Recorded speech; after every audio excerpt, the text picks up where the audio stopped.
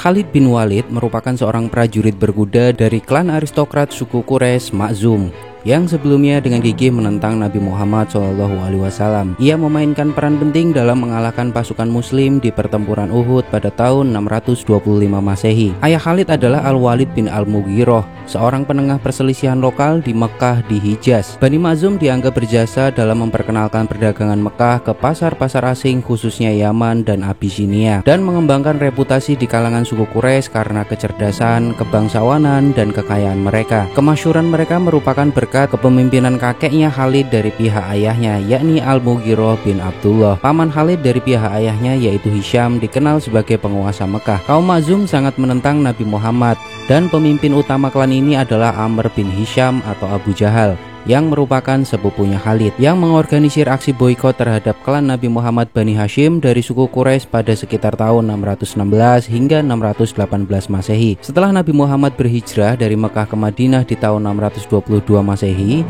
kaum Makhzum di bawah Abu Jahal memimpin perang melawannya, sampai mereka dikalahkan di pertempuran Badar di tahun 624. Sekitar 25 sepupu ayah Khalid termasuk Abu Jahal dan banyak sanak saudara lainnya terbunuh dalam pertempuran itu. Tahun berikutnya Khalid memimpin sayap kanan kavaleri dari pasukan Mekah yang berhadapan dengan Nabi Muhammad pada pertempuran Uhud di utara Madinah. Menurut sejarawan Donald Rutherhill, alih-alih melancarkan serangan frontal terhadap barisan muslim di lereng Gunung Uhud, Khalid mengadopsi taktik yang cerdas dengan mengelilingi gunung dan melewati bagian samping pasukan muslim. Ia maju melalui lembah Wadi Kanat di sebelah barat Uhud sampai akhirnya dicegat oleh pemanah-pemanah muslim di selatan lembah di Gunung Ruma. Pasukan muslim memperoleh keunggulan awal dalam pertarungan, tetapi setelah sebagian besar pemanah muslim meninggalkan posisi mereka untuk bergabung dengan penyerbuan ke perkemahan Mekah, Khalid menyerbu ke dalam celah yang timbul di garis pertahanan belakang pasukan muslim. Dalam pertempuran berikutnya, beberapa lusin pasukan dari muslim terbunuh. Narasi-narasi dari pertempuran tersebut mendeskripsikan Khalid mengendarai kuda menembus medan pertempuran menghabisi para pasukan muslim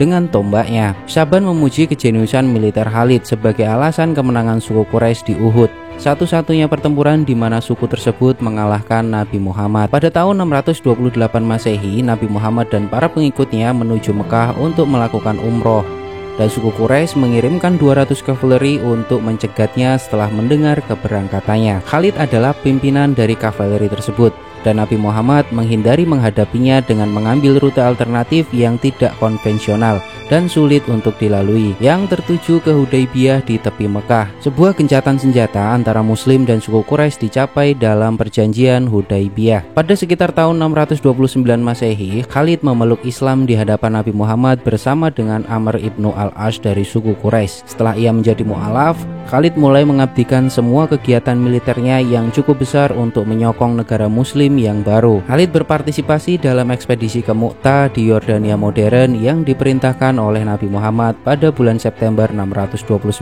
Masehi. Tujuan dari penyerbuan itu kemungkinan untuk mendapat harta rampasan setelah mundurnya tentara Persia Sasaniyah dari Suriah setelah kekalahannya di Kekaisaran Bizantium pada bulan Juli. Detasmen muslim ini dipukul mundur oleh pasukan Bizantium, sebagian besar terdiri dari suku-suku Arab yang dipimpin oleh komandan Bizantium Theodore, dan beberapa komandan muslim berpangkat tinggi terbunuh. Khalid mengambil alih komando pasukan setelah kematian para komandan yang ditunjuk dan dengan penuh kesulitan mengawasi penarikan mundur kaum muslim dengan aman. Nabi Muhammad SAW menghadiahi Khalid dengan menganugerahkan kepadanya gelar kehormatan Saifullah atau pedang Allah. Khalid mengambil bagian dalam penaklukan Mekah oleh Nabi Muhammad, yang menyebabkan sebagian besar suku Quraisy memeluk Islam dalam pertempuran itu.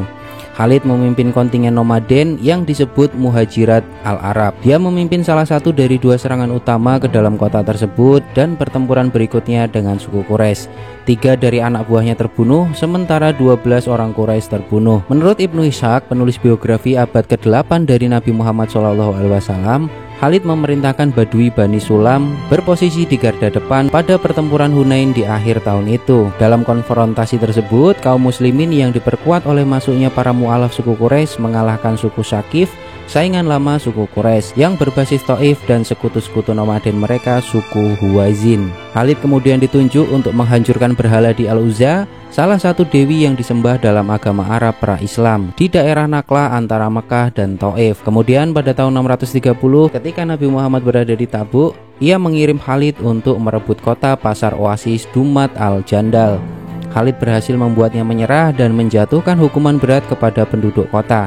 Salah satu dari para petingginya, Uqaidir bin Abdul al-Malik Asyakuni dari suku Kindah, diperintahkan oleh Khalid untuk menandatangani perjanjian kapitulasi dengan Nabi Muhammad di Madinah. Pada bulan Juni 631, Khalid diutus oleh Nabi Muhammad sebagai kepala dari 480 orang untuk mengundang suku campuran Kristen dan politeis Balharij dari Najran untuk memeluk Islam. Suku tersebut mu'alaf dan Khalid mengajarkan mereka tentang Al-Quran dan hukum-hukum Islam sebelum kembali kepada Nabi Muhammad di Madinah. Setelah kematian Nabi Muhammad pada bulan Juni 632, salah satu sahabat awal dan dekatnya Abu Bakar menjadi khalifah. Masalah suksesi pasca Nabi Muhammad telah menyebabkan perselisihan di antara umat Islam. Sejarah awal Islam menggambarkan upaya Abu Bakar untuk mendirikan atau menegakkan kembali kekuasaan Islam atas suku-suku sebagai perang Riddah, yaitu peperangan yang ditunjukkan untuk melawan orang-orang yang murtad. Dari 6 zona konflik utama di Arab selama perang Riddah, 2 diantaranya berpusat di Najd. Kedua pertempuran tersebut antara lain adalah pertempuran melawan pemberontak dari Asad, Tai, dan suku Ghatafan di bawah Tulaiha, dan pemberontakan suku Tamim yang dipimpin oleh Sajah binti Al-Harith.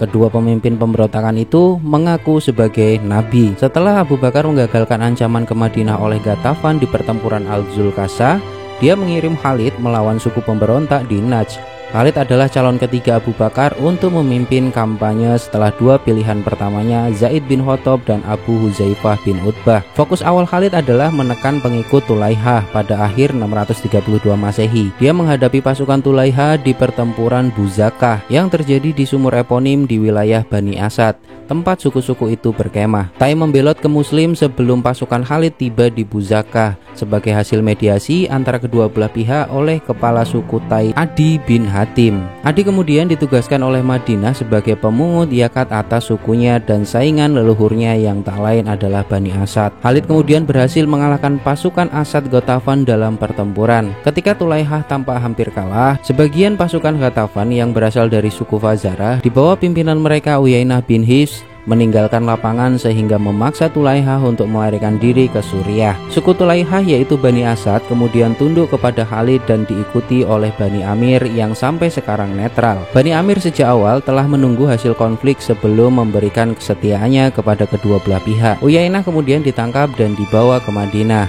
Sebagai akibat dari kemenangan Muslim di Buzakah, kaum Muslim akhirnya menguasai sebagian besar Najd. Setelah serangkaian kemunduran dalam konfliknya dengan faksi-faksi Bani Tamim yang saling bersaing, Sajah bergabung dengan lawan terkuat Muslim, yaitu Musailamah al-Kadzab, pemimpin suku Bani Hanifah yang menetap di Yamamah, perbatasan timur perkebunan di Najd. Musailamah memiliki klaim kenabian sebelum Nabi Muhammad hijrah dari Mekah dan membuat permohonan agar Nabi Muhammad mengakui wahyu ilahinya yang berakhir dengan penolakan oleh Nabi Muhammad. Setelah Nabi Muhammad meninggal, dukungan Musailamah melonjak di Yamamah yang nilai strategisnya tidak hanya terletak pada kelimpahan ladang gandum dan pohon kurma, tetapi juga lokasinya yang menghubungkan Madinah dengan wilayah Bahrain dan Oman di Arab Timur. Abu Bakar telah mengirim Surahbil bin Hasanah dan sepupu Khalid Ikrimah untuk memperkuat garda gubernur Muslim di Yamamah, yaitu kerabat suku Musailamah, Sumamah bin Utsal. Ikrimah dipukul mundur oleh pasukan Musailamah dan setelah itu diperintahkan oleh Abu Bakar untuk memadamkan pemberontakan di Oman dan Mahrah. Sementara Surahbil tetap berada di Yamamah dengan harapan akan datang pasukan besar Khalid. Setelah kemenangannya melawan Badui di Najd, Khalid menuju ke Yamamah setelah diberitahu tentang kekuatan militer Bani Hanifah dan instruksi oleh Abu Bakar untuk bertindak keras terhadap Bani Hanifah jika dia menang.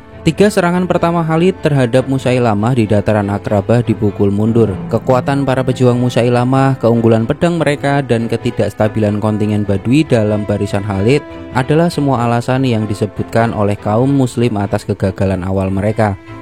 Khalid mengindahkan nasihat Sabit bin Qais yang berasal dari Ansor untuk mengeluarkan orang Badui dari pertarungan berikutnya. Dalam serangan keempat terhadap Bani Hanifah, Muhajirin di bawah Khalid dan Ansor di bawah Sabit membunuh seorang letnan Musailamah yang membuat Musailamah melarikan diri dari sebagian pasukannya. Kaum muslim mengejar Musailamah ke sebuah kebun besar tertutup yang digunakan Musailamah untuk melakukan perlawanan terakhir melawan kaum muslim.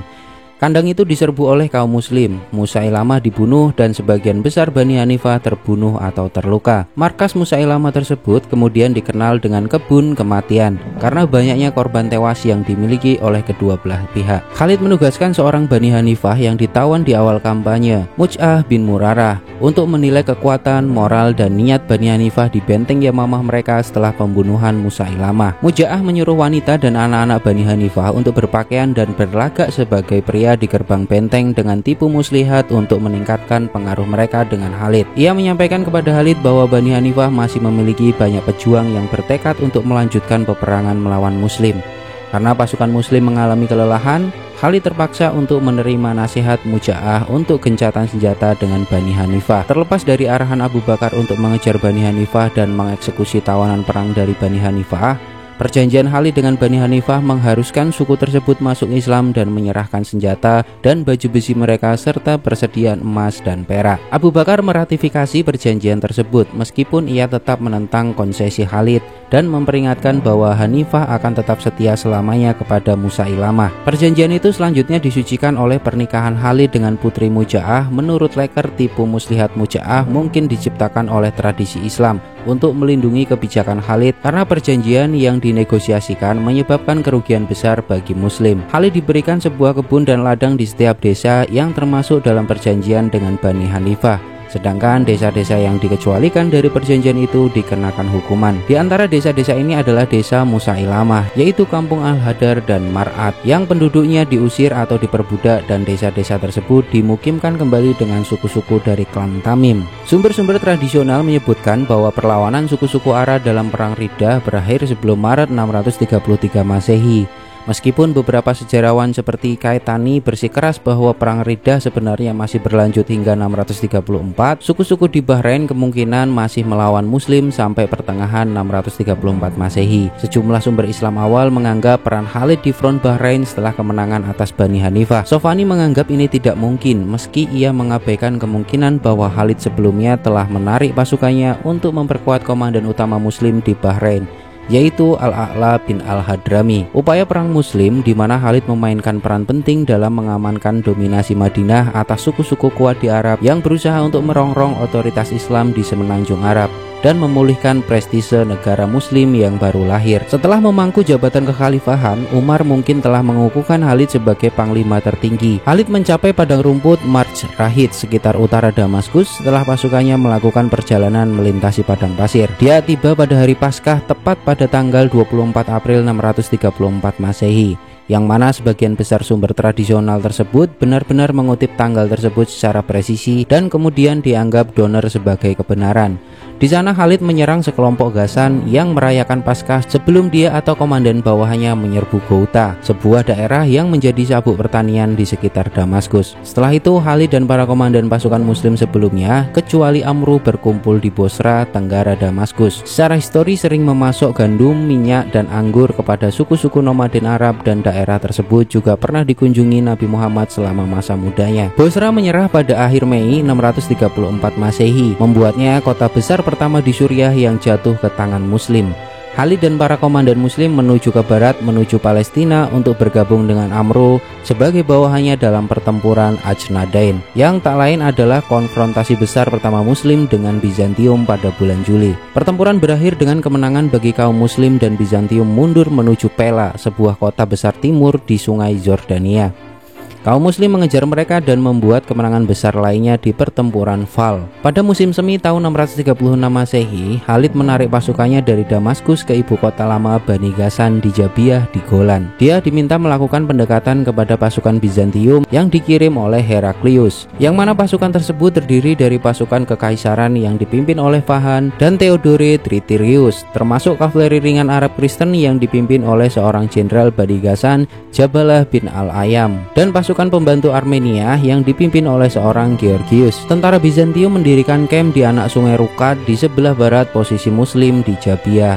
Akibatnya Khalid memutuskan untuk mundur dan mengambil posisi di utara Sungai Yarmuk, dekat dengan tempat pertemuan antara Sungai Ruka dengan Sungai Yarmuk. Area ini membentang di puncak bukit tinggi, sumber air, rute penting yang menghubungkan Damaskus ke Galilea, dan padang rumput bersejarah Bani Ghassan. Selama lebih dari sebulan, kaum muslim menduduki daratan tinggi strategis antara Azria dan camp mereka terletak di dekat Dair Ayub, dan mengalahkan Bizantium dalam pertempuran di luar Jabiah pada 23 Juli 636 Masehi. Khalid membagi kavalerinya menjadi dua kelompok utama yang masing-masing ditempatkan di belakang sayap kanan dan kiri infanteri muslim untuk melindungi pasukannya dari kemungkinan pengepungan oleh kavaleri berat Bizantium. Serangan awal Bizantium terhadap sayap kanan dan kiri umat Islam berturut-turut gagal, tetapi mereka mempertahankan momentum sampai seluruh barisan muslim mundur, atau seperti yang dikatakan sumber-sumber Kristen kontemporer, pura-pura mundur. Bizantium mengejar kaum muslim ke dalam camp mereka, di mana kaum muslim membuat kawanan unta mereka tertatih-tatih untuk membentuk serangkaian garis pertahanan yang darinya infanteri bisa bertarung dan kavaleri Bizantium tidak dapat dengan mudah menembusnya. Akibatnya Bizantium menjadi rentan diserang oleh pemanah muslim. Momentum mereka terhenti dan sayap kiri mereka terbuka. Khalid dan pasukannya menggunakan kesempatan untuk menembus sayap kiri Bizantium, memanfaatkan celah antara infanteri dan kavaleri Bizantium. Khalid menyelimuti kavaleri berat lawan di kedua sisi, tetapi dengan sengaja meninggalkan celah di mana Bizantium hanya bisa melarikan diri ke utara, jauh dari infanteri mereka. Kavaleri Bizantium sementara itu telah mundur ke utara ke daerah antara anak Sungai Rukat dan Alan. Khalid mengirim pasukan untuk mengejar dan mencegah mereka berkumpul kembali. Khalid menindaklanjuti dengan operasi malam hari di mana dia merebut jembatan Rukat, satu-satunya rute penarikan yang layak untuk Bizantium. Muslim kemudian menyerang Bizantium pada tanggal 20 Agustus dan membantai sebagian besar pasukan Bizantium. Kekalahan Bizantium menandai kehancuran tentara efektif terakhir mereka di Suriah dan membuat muslim merasakan keuntungan sebelumnya di Palestina dan Transjordania. Keuntungan tersebut membuat tentara muslim dapat membuka jalan untuk merebut kembali Damaskus pada bulan Desember, yang mana kali ini perebutan kembali Damaskus dikomandani oleh Abu Ubaidah, dan membuat muslim melakukan penaklukan lembah Beka dan akhirnya penaklukan merembet ke sisa utara Suriah. Dalam penilaian Jandora, Yarmuk adalah salah satu pertempuran terpenting dalam sejarah dunia, yang pada akhirnya mengarah pada kemenangan muslim, yang mana pertempuran tersebut membuat wilayah kekhalifahan menjadi terbentang luas antara pegunungan Pirenia dan Asia Tengah. Abu Ubaidah dan Khalid melanjutkan perjalanan dari Damaskus ke utara menuju ke Homs, atau disebut Emesa oleh Bizantium. Pengepungan dilakukan di tengah sejumlah serangan mendadak oleh para pendukung kerajaan Bizantium, dan kota itu menyerah pada musim semi sesuai ketentuan penyerahan. Pajak dikenakan pada penduduk sebagai imbalan atas jaminan perlindungan atas properti mereka yang terdiri atas gereja, kincir air, dan tembok kota. Seperempat gereja St. Yohanes dicadangkan untuk penggunaan muslim, dan rumah serta kebun yang ditinggalkan disita dan didistribusikan oleh Abu Ubaidah atau Khalid di antara pasukan muslim dan keluarga mereka. Karena kedekatannya dengan padang gurun, Homs dipandang sebagai tempat pemukiman yang menguntungkan bagi suku Arab dan menjadi kota pertama di Suriah untuk memperoleh populasi muslim yang besar. Khalid dikirim oleh Abu Ubaidah untuk menaklukkan Kinasrin, atau disebut Chalcis oleh Bizantium, dan Aleppo di dekatnya. Khalid menghancurkan pasukan Bizantium yang dipimpin oleh beberapa mina di pinggiran Kinasrin. Di sana Khalid menyelamatkan penduduk karena permohonan mereka dan mengklaim bahwa mereka adalah orang Arab yang dipaksa wajib militer oleh Bizantium. Dia melanjutkan dengan mengepung kota bertembok Kinasrin yang menyerah pada Agustus atau September 638 Masehi. Dia dan Iyad bin Gham kemudian meluncurkan serangan muslim pertama ke Bizantium Anatolia. Khalid menjadikan Kinasrin sebagai markasnya, menetap di sana bersama istrinya, dan Khalid diangkat sebagai wakil gubernur Abu Ubaidah di Kinasrin pada tahun 638 Masehi. Kampanye melawan Homs dan Kinasrin menghasilkan penaklukan barat laut Suriah dan mendorong Heraklius untuk meninggalkan markas besarnya di Edessa untuk Samotasa di Anatolia dan akhirnya pergi ke ibu kota kekaisaran, yaitu Konstantinopel. Khalid mungkin telah berpartisipasi dalam pengepungan Yerusalem, yang mana kota tersebut menyerah pada tahun 637 atau 638 Masehi. Menurut At-Tabari, dia adalah salah satu dari saksi surat jaminan oleh Umar kepada Patriark Sophronius dari Yerusalem yang menjamin keselamatan penduduk dan properti kota.